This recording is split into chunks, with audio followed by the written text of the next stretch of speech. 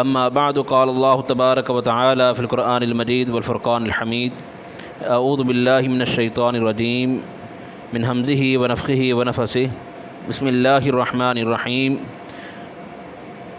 وذكر فإن الذكرى تنفع المؤمنين رب اشرح لي صدري ويسر لي أمري واحلل عقدة من لساني يفقهوا قولي واجعل لي وزيرا من أهلي رب زدني علما اللهم إنا نسألك علما نافعا وعملا متقبلا ورزقا طيبا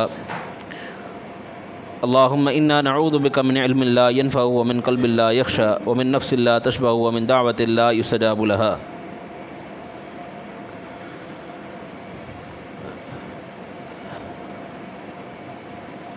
ہر قسم کی حمد و ثنا، بزرگی اور کبریائی اللہ وحدہ لا شریک کی ذات اقدس و مقدس و مطہر کے لیے ہے، جو اللہ ہمارا خالق ہے، ہمارا مالک ہے، ہمارا معبود و مسجود ہے۔ ان گنت لاتعداد درود و سلام و امام الانبیاء پر کہ جن کا نام نامی اسم گرامی محمد رسول اللہ صلی اللہ علیہ وسلم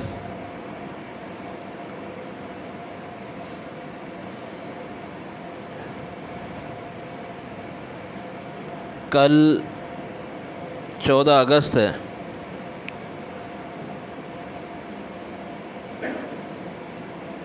اور یہ وہ دن ہے جس دن اللہ رب العالمین نے ہمیں ایک عظیم نعمت، ایک آزاد اسلامی ریاست سے ہمیں جو ہے ہمکنار کیا اور یہ تحفہ عطا فرمایا۔ اس میں کوئی شک کی بات نہیں ہے کہ اللہ رب العالمین کی طرف سے یہ ایک بہت بڑی نعمت ہے۔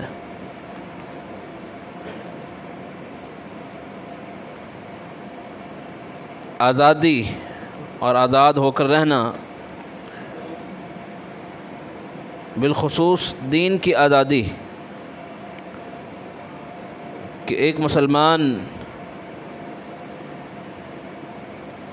پوری آزادی کے ساتھ اپنے خالق حقیقی کے احکام کو مکمل طور پر اپنا لے اور اس حوالے سے اس کے ان معاملات میں کوئی رکاوٹ پیدا نہ ہو، کوئی روکنے والا نہ ہو، تو یہ ایک بہت بڑی نعمت ہے۔ اور پھر یہ حاصل کیسے ہوئی، یہ جاننا، اس سے واقفیت رکھنا، یہ شعور حاصل کرنا، یہ بھی بہت ضروری چیز ہے۔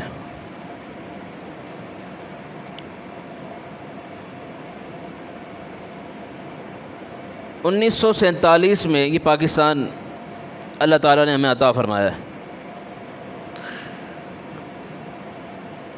اور ہند کی اگر پرانی تاریخ اٹھا کر دیکھیں تو 1600 میں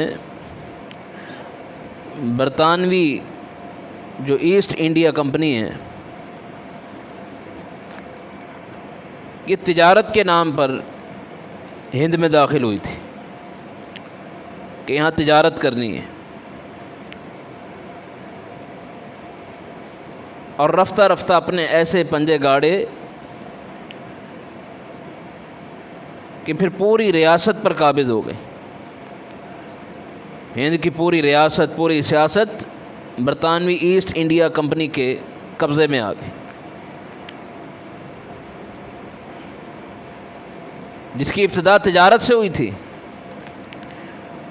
اور پھر جو بھی جس علاقے کا حاکم بنتا وہ اس کمپنی کو پہلے پیسے دیتا اور ان کی موافقت حاصل کر کے پھر وہ حکومت چلاتا۔ اور پھر ایسا دور بھی آیا کہ ہند کے رہنے والے ان کو لگان دیتے تھے، بلکہ قحط کے دنوں میں لگان بھی دگنا، قحط بھی خود لگاتے، مصنوعی صورتیں بھی خود پیدا کرتے، اور جو لگان تھا، جو ٹیکس تھا، یہ خود وصول کرتے اور دگنا وصول کرتے۔ اور 1857 میں بالآخر جب جنگ آزادی ہوئی ہے، اس کے بعد تو پھر مزید سختی کے ساتھ انہوں نے ظلم کیا اور ہند کے رہنے والے باشندوں کو خوب نقصان پہنچایا۔ لاکھوں مسلمان اور ہند کے رہنے والے بغاوت کے نام پر ان کو جو ہے ان کی جانوں کو چھینا گیا۔ تو ایک بڑی طویل داستان ہے۔ پھر کہیں جا کر یہ 1947 میں یہ آزاد ریاست وجود میں آتی ہے، اور اس دوران ایک زاویہ تو ہے انگریز دشمنی کا، ان کے ظلم کا، ان کی سفاکیت کا، ان کی مکاری کا، اور دوسرا زاویہ ہے ہندوؤں کی دشمنی کا،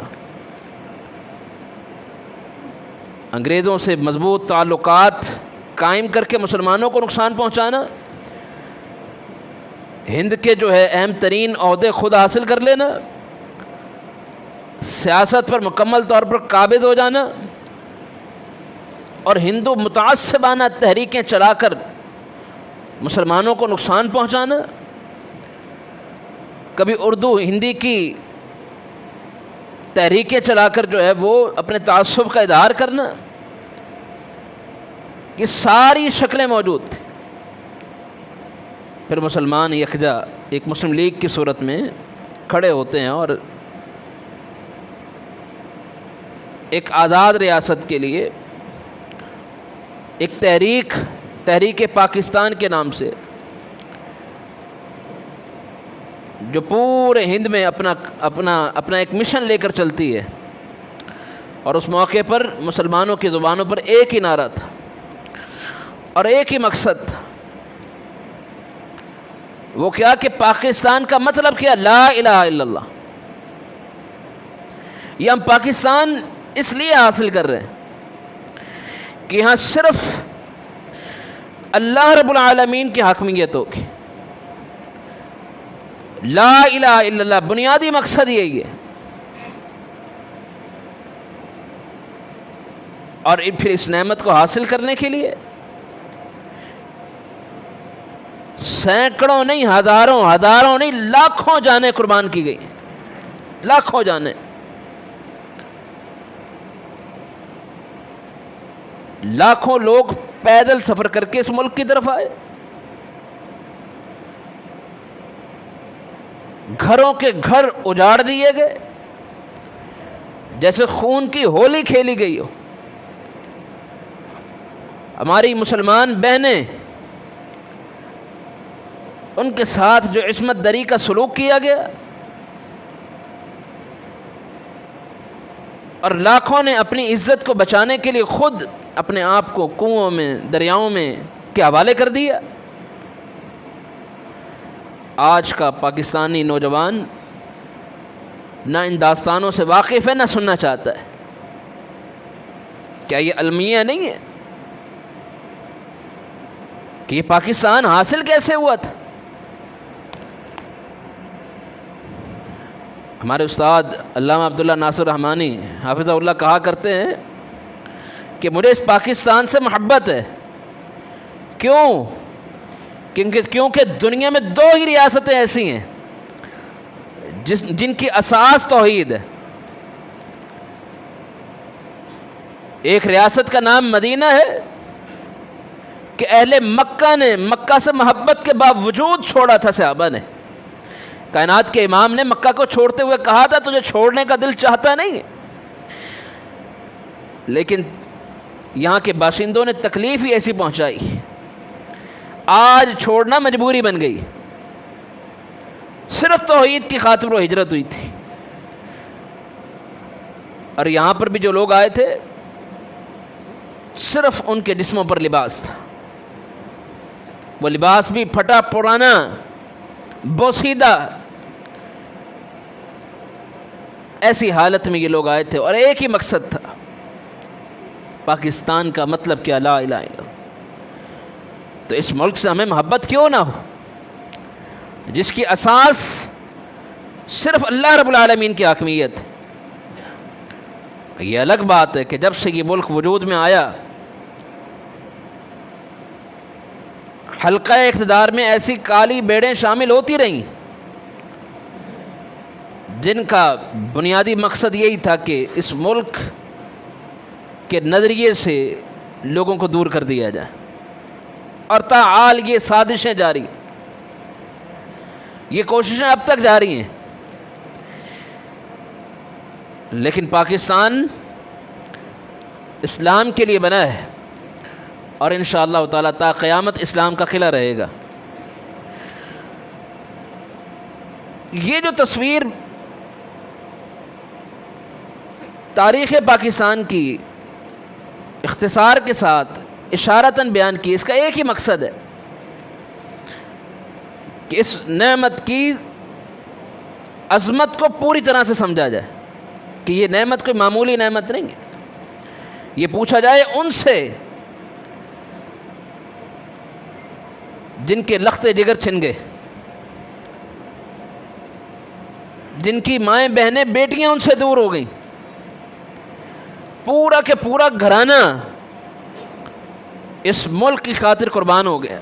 یہ کوئی معمولی قربانیاں تھیں۔ اور اس حوالے سے اگر آپ تحریریں پڑھیں جن میں ان متاثرین کی، مظلومین کی داستانوں کو جمع کیا گیا ان کی زبانیں، اللہ کی قسم رلا دینے والی وہ داستان ہے، رلا دینے والی داستان۔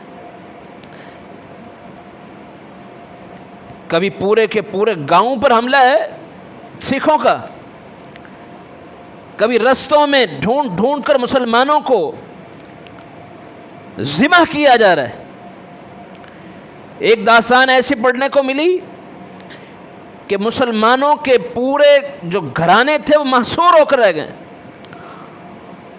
اور کسی طرح سے ایک چھوٹا بچہ ان کے ہتھے لگا ہے، انہوں نے اسے بھی اچھال کر نیزے کے اوپر چڑھا دیا۔ ایسی سفاکانہ تصویر۔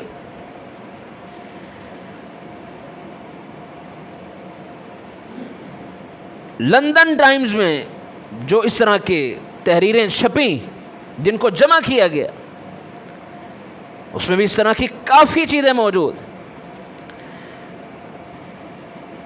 ایک صاحب واقعہ لکھتے ہیں کہ دوران ہجرت ہمیں جو مسلمان بہن بیٹی ملتی ہم اسے اپنے ساتھ جمع کر لیتے اس کے تحفظ کے لیے، اور رستے میں ایک ایسی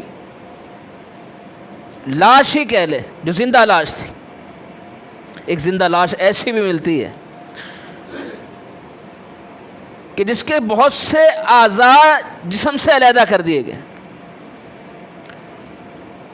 اس عورت کے جس کی جان ابھی نکلی تو ابھی نکلی، اور اس کی زبان سے جو بات سننے کو ملی وہ بات کیا ہے؟ وہ کہتے ہیں کہ اس عورت کا کہنا تھا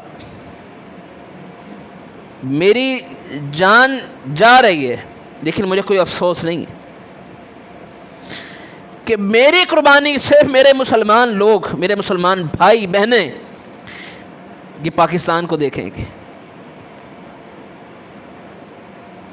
مرتے دم پر جو ہے ان کی زبانوں پر جاری ہونے والے یہ الفاظ کہ ہماری یہ قربانیاں رائے گاہ نہیں جائیں گی، کہ مسلمان دیکھیں گے آزاد پاکستان کو۔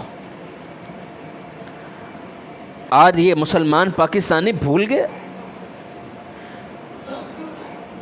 یہ پاکستان کس لیے بنا تھا، اسے اس کے نظریے سے دور کر دیا گیا اور یہ ہوتا جا رہا ہے۔ وہی انگریز جس نے پوری جو ہے سازش کے ساتھ تدریجاً قابض ہوا، آج اسی طرح دوبارہ قبضہ کر رہا ہے، اور یہ خود غلامی کا طوق اپنے گلے میں پہن رہا ہے. یہ پاکستانی مسلمان خود پہن رہا ہے. آج کا مسلمان پاکستانی اردو صحیح سے بول نہیں سکتا، عربی جانتا نہیں، دین سے ناواقف ہے، لیکن انڈین اداکار ہو وہی ہندو جن کی دشمنی سے جان چھڑا کر تو نے یہ آزاد ریاست بنائی تھی، اور وہی انگریز جس نے تجھے نقصان پہنچانے میں کوئی کسر نہیں چھوڑی، آج ان کے سارے سیلیبریٹیز ان کے نام تجھے معلوم ہیں.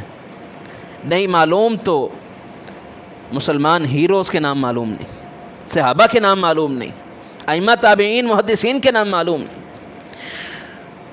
قرآن اور حدیث سے تو دور ہے. کیا یہ المیہ نہیں ہے؟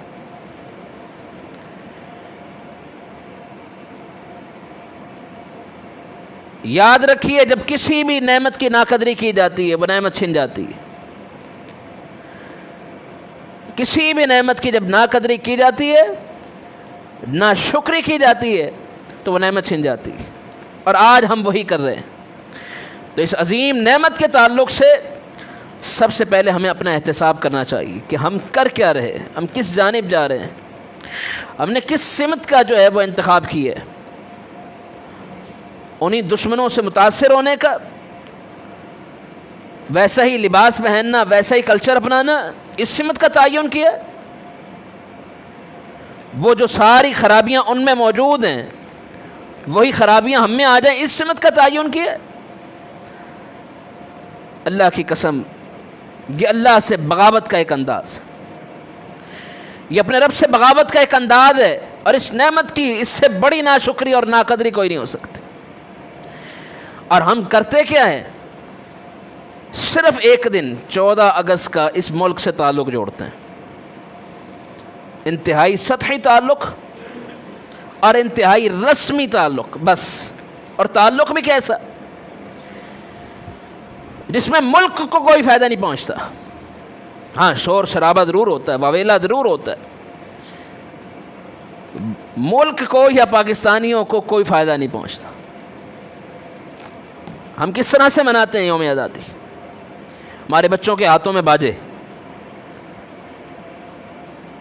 گلی محلوں میں بیمار موجود ہیں، اور ان بیماروں کی پرواہ کیے بغیر وہ باجے بجائے جا رہے ہیں. اب بتائیں ان باجوں کا اسلامی ریاست سے کیا تعلق ہے؟ یہ پاکستان تو بنا ہی اسلام کا قلعہ ہے، اس کی بنیاد میں اسلام داخل ہے، اور مسلمانوں نے قربانیاں دے کر یہ ریاست حاصل کی. اور یہ موسیقی کے آلات تو نبی کریم صلی اللہ علیہ وسلم سخت اس سے نفرت کرتے تھے، مذمتیں موجود ہیں حدیث میں. اور ہم اپنے بچوں کو بچپن میں ہی باجا دے رہے، کوئی اس کا مقصد نہیں. کیوں؟ کیا ان باجوں کے ذریعے سے دشمنوں پر حملہ کیا جاتا ہے؟ کیا ان باجوں کے ذریعے سے قومیں آزاد ہوتی ہیں؟ اس میں کیا تصور ہے؟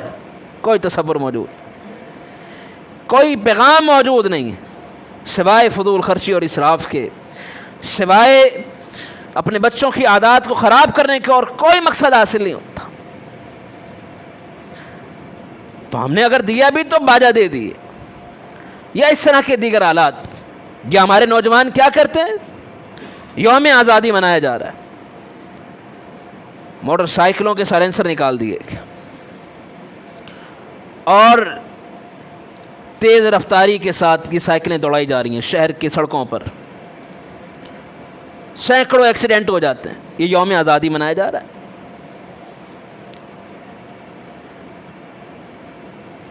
مہنگی ترین ایک نعمت ہے پیٹرول، وہ الگ سے خرچ ہو رہی ہے، جانوں کا ضیاع الگ سے. ہم نے جو انداز ڈھونڈا وہ انداز بھی دیکھیں کیسا ہے، یعنی نقصان در نقصان. اس کی وجہ یہ ہے کہ ہم نے اپنے اس نوجوان نسل کو بتلایا ہی نہیں کہ یہ پاکستان کس لیے بنا تھا،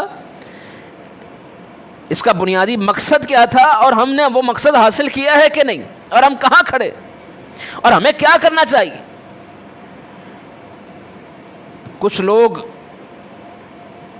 جو ہر کوئی موقع ہاتھ سے خالی نہیں جانے دیتے،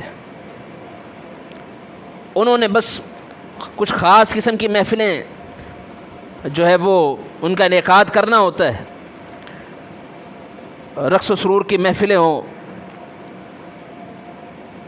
خواہ اس کو نام بہانہ کوئی بھی مل جائے، وہ ہیپی نیو ایئر کا بہانہ ہو، وہ اپریل فول کا بہانہ ہو، وہ ویلنٹائن ڈے کا بہانہ ہو، بہانہ ان کو ملنا چاہیے، مقصد ان کا صرف اپنی حوث کو بجانا، اور یہ ایک شریر قسم کی محفلیں جو ہے وہ اپنانا۔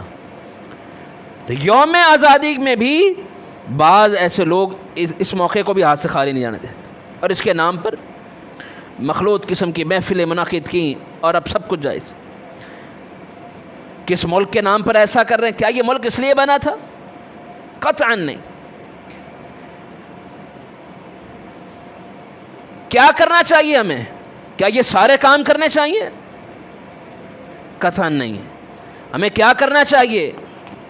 ہمیں سب سے پہلے اپنے رب کا شکر ادا کرنا چاہیے کہ اللہ یہ تو نے عطا کی یہ نعمت، یہ خالصتاً تیری توفیق ہے، تیری عنایت ہے۔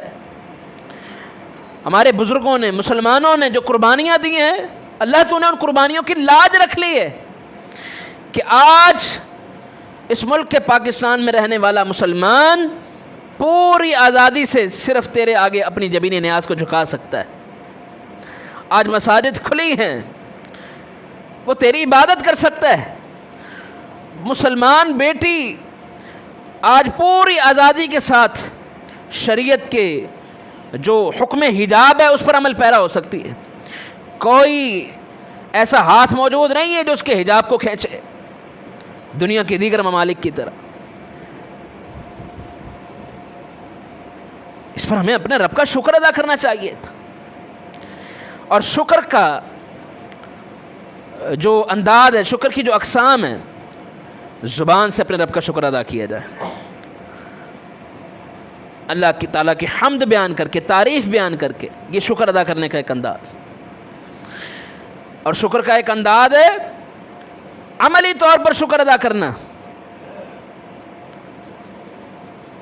جو اللہ رب العالمین نے ہمیں حکم دیا ہے اس کو اپنا لینا، یہ بھی شکر کا ایک انداز ہے۔ نبی کریم صلی اللہ علیہ وسلم صحیح بخاری میں ساری رات قیام اللیل کر رہے ہیں۔ سیدہ عائشہ نے پوچھا اللہ کے رسول اتنا طویل قیام کیوں؟ فرمایا کہ افلا اکون عبدا شکورا، کیا میں شکر گزار بندہ نہ بن جاؤں؟ پتہ یہ چلا قیام اللیل اللہ کی عبادت کرنا، یہ شکر ادا کرنا ہے، شکر کا ایک انداز ہے۔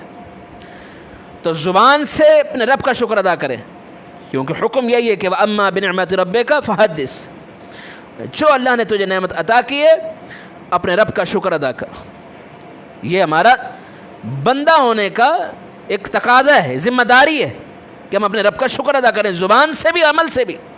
دیکھیں سیدنا ابراہیم علیہ السلام بڑی دعاؤں سے اسماعیل علیہ السلام مانگے، اللہ بیٹا عطا فرما دے، اللہ نے اسماعیل عطا فرما دیے، اور اللہ نے جب اولاد عطا فرمائی تو اپنے رب کا شکر ادا کر رہے ہیں، الحمدللہ الذی وہب لی علی الکبر اسماعیل۔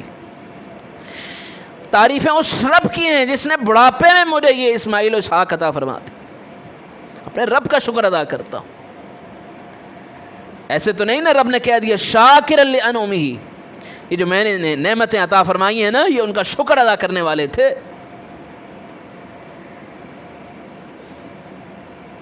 تو ہمیں اپنی زبان سے اپنے رب کا شکر ادا کرنا چاہیے۔ یاد رکھیے زبان سے ہم دو کام کر رہے ہیں، ایک وہ جو میوزک، گانے وغیرہ سننا یا سنانا، یہ ناشکری ہے کیونکہ یہ گناہ ہے، ہر معصیت کا کام ناشکری ہے اور گناہ ہے، اور اللہ تعالیٰ کی حمد بیان کرنا یہ ہے شکر ادا کرنا۔ اور دوسرا کام عمل سے، یعنی عبادات کر کے۔ اور اگر ہم نے یہ نہ کیا تو پھر قرآن کا یہ حکم موجود ہے کہ اگر اہل تورات لو انہم اقاموا التورات اگر یہ اہل تورات کو قائم کر لیتے تو اللہ تبارک و تعالیٰ انہیں بھی نوازتا، خوب نوازتا. اور یہی بات اہل مکہ کے بارے میں بھی کہی، لو ان اہل القری آمنوا واتقوا لفتحنا علیہم برکات من السماء. اگر اہل مکہ بھی ایمان لے آتے، تقوی اختیار کر لیتے، اللہ اپنی برکتوں کے دروازے کھول دیتا. تو ہمارے لیے اس میں حکم یہی ہے، پیغام یہی ہے کہ یقیناً آج جو صورتحال بنی ہوئی ہے کہ جس ملک کو اتنی قربانیوں سے حاصل کیا، آج بھی ہم مقروض ہیں. بلکہ بڑے افسوس کی بات یہ ہے کہ جب یہ بات ہم سنتے ہیں، صرف مقروض ہی نہیں، ملک کی بہت ساری چیزیں گروی رکھی ہوئی. آپ کا موٹر وے سننے میں آتا ہے کہ گروی، اور بہت سارے کراچی کا ایئرپورٹ گروی. یعنی ایک بہت بڑے پیمانے پر ہم مقروض ہیں. ایسی مقروض قوم بن چکے ہیں. وجہ ایک ہی ہے کہ ہم اصل نظریے سے دور ہو چکے ہیں، جو نظریہ پاکستان ہے. اور نظریہ پاکستان صرف ایک ہی چیز کا نام ہے، اور وہ ہے لا الہ الا اللہ. باقی سب سازشیں، باقی سب جھوٹ ہے، اور مسلمانوں کو ان کے حقیقی نظریے سے دور کرنے کی کوشش ہے. اس ایک ہی بنیاد پر مسلمانوں نے قربانیاں دی تھیں، اور انشاءاللہ تعالیٰ تا قیامت اسی نظریے پر یہ پاکستان قائم رہے گا. تو عملی طور پر اپنے رب کا شکر ادا کریں، اور اس کے ساتھ ساتھ اپنا احتساب کریں کہ ہم کون سے ایسا کام کر سکتے ہیں جو ملک کے لیے یا ملک کے باشندوں کے لیے مفید ثابت ہو سکتا ہے. وہ کون سا کام ہو سکتا ہے؟ بعض نوجوان جو یہ سائلنسر نکال کر نکلتے ہیں، اس کے مقابلے میں انہیں کیا کرنا چاہیے؟ بہت سے کام ایسے ہیں جو کر سکتے ہیں، جس میں اظہار کر سکتے ہیں. وہ علامتی طور پر وہ ایک جمعیت بنا کر افراد مل کر نکلیں، اپنے علاقوں کی صفائی کریں، دنیا کو مثبت پیغام دیں، یا کوئی اور ایسا کام کریں. ہم اس دن خوشی کے طور پر روزہ رکھیں، ہم اس دن جو ہے اپنے غریب پاکستانی بھائیوں کی مدد کریں، ان کا سہارا بنیں. آپ فضول خرچی کر رہے ہو اور اسی دن آپ کا پاکستان بھائی بھوکا ہو، تو اس کا مطلب یہ ہے آزادی پاکستان کے نظریے کو آپ نے سمجھا ہی نہیں ہے. پاکستان کس لیے بنا تھا؟ تو بہرحال یہ دو راہیں، دو طرح سے بعض لوگ اس طرح سے جو ہے وہ اس آزادی کو مناتے ہیں، جو سراسر ایک منفی راہ ہے، اور کسی طرح سے نہ اسلامی نظریے سے میل کھاتی ہے، نہ پاکستانی قومی نظریے سے میل کھاتی، جس میں فضول خرچی کا پہلو موجود ہے، جس میں لوگوں کو تکلیف دینے کا پہلو موجود ہے، جس میں جو ہے وہ وقت کا ضیاع، جانوں کا ضیاع موجود ہے. اور دوسری طرف محبت کا پیغام ہے، اصلاح کا پیغام ہو، خیر خواہی کا پیغام ہو، لوگوں کے ساتھ جو ہے وہ ہمدردی کا، احساس کا پیغام ہونا چاہیے. احساس، اسلام تو ہے ہی احساس کا دن، کہ رسول اللہ صلی اللہ علیہ وسلم نے فرمایا کہ المسلم من سلم المسلمون من لسانہ و یدہ. مسلمان تو ہے ہی وہ جس کی زبان اور ہاتھ سے دوسرا مسلمان محفوظ ہے. مسلمان کیسا ہوتا ہے؟ انما المؤمنون اخوہ، کہ ایک بھائی چارے کی کیفیت، آپس میں ایک دوسرے کے بھائی ہوتے ہیں. مسلمان کیسا ہوتا ہے کہ ایک مسلمان کو دنیا کے کسی کونے میں تکلیف ہو تو دوسرا مسلمان بے چین ہوتا ہے، بے قرار ہوتا ہے، بے سکون ہو جاتا ہے، وہ اضطراب کا شکار ہو جاتا ہے. کیوں؟ کیونکہ کل جسد الواحد، یہ ایک جسم کی طرح ہے. جس طرح جسم کے ایک عضو کو تکلیف ہو، پورا جسم بے چین ہو جاتا ہے اور اضطراب کی شکل اختیار کر لیتا ہے. بالکل اسی طرح یہ مسلمان بھی اس اضطراب کا شکار ہو جاتا ہے. تو اندازہ لگائیے، اسلام تو اس چیز کا نام ہے، اور ہم سراسر اس کے برعکس کام کرتے ہیں. تو ہمیں اپنا احتساب کرنے کی ضرورت ہے. یوم آزادی یقیناً اس لحاظ سے ہمیں خوشی اور خوشی ہونی بھی چاہیے. ہم اپنے رب کا شکر بھی ادا کریں، اپنے رب سے دعائیں کریں کہ اللہ اس ملک کی حفاظت فرما. اللہ جہاں جہاں اس ملک کے دشمن ہیں، جو اس ملک میں اسلام کو دیکھنا نہیں چاہتے، اللہ انہیں عبرت کا نشان بنا دے.